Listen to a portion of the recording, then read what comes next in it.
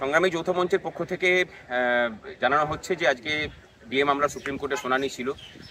সেখানে কতদিন যেমন 50% রিলিজ করতে বলেছিলেন, রাজ্যের আইনজীবী বললেন যে সেটা একটা ক্যাটাস্ট্রফি হবে রাজ্যের ক্ষেত্রে, যেটা সম্পূর্ণরূপে ভুল। কারণ এর থেকে অনেক বেশি খরচা বিভিন্ন শ্রী প্রকল্পে রাজ্য সরকার করে চলেছে। যাই হোক, তারা মিথ্যা বলেছেন, কিন্তু জাজরা বলেছেন তখন যে 25% আপাতত রিলিজ করুন, যতদিন না এর শুনানি হচ্ছে ততদিন দিয়ে যেতে হবে, এরপরে বাকিটা ডিসিশন হবে, এবং জুলাই মাসে শুনানির দিন রেখেছেন। আমরা মানে আনন্দিত না হলেও দুঃখিত নই, মোটামুটি খুশি আমরা যে আপাতত একটা রিলিফ পাওয়া গেছে, এবং জয়ের জন্য যে লড়াই আমাদের, সেই লড়াইয়ের একটা দিশা আমরা দেখতে পেয়েছি। আমাদের সাথে আমাদের আইনজীবী আছেন বিক্রম ব্যানার্জি। হাইকোর্টের রায় অনুযায়ী যেটা বকেয়া, তার 25% রিলিজ করতে বলেছে supreme court, subject to the result of SL.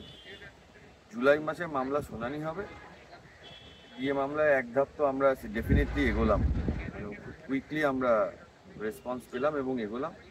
আগামী দিনে যাতে পুরোটা নিয়ে লড়াই করা যায় এবং আইনি অধিকার যেটা কর্মচারীদের সেটা প্রতিষ্ঠা হয়, সেই লক্ষ্যে আমাদের লড়াই করতে হবে।